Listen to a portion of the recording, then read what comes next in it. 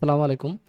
এই ভিডিওটা তাদের জন্য যারা ফ্রিল্যান্সিং শিখতে যাচ্ছেন বা যারা দেখতেছেন যে আপনার আশেপাশে অনেক মানুষ ফ্রিল্যান্সিং করে হাজার হাজার ডলার ইনকাম করে বা কোটি কোটি টাকা ইনকাম করে, কিন্তু আপনাদের শিখায় না।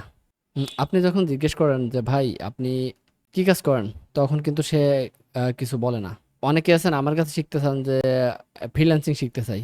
তো এই ভিডিওটা তাদের জন্য। তো ফ্রিল্যান্সিংটা কি? ফ্রিল্যান্সিংটা মূলত আসলে শেখার কিছু নাই। ফ্রিল্যান্সিংটা যদি আমরা খুব সহজে বুঝতে চাই যে ফ্রিল্যান্সিংটা এক ধরনের চাকরি।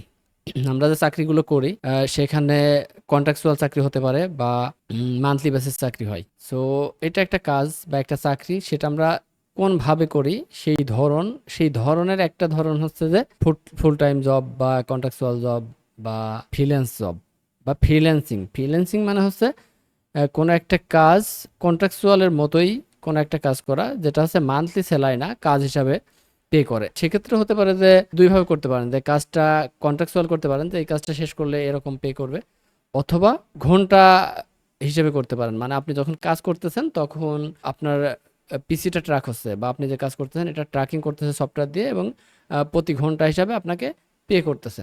সো ফ্রিল্যান্সিং আসলে যদি মানে বুঝতে চাই আর কি, ফ্রিল্যান্সিং শেখার কিছুই নাই।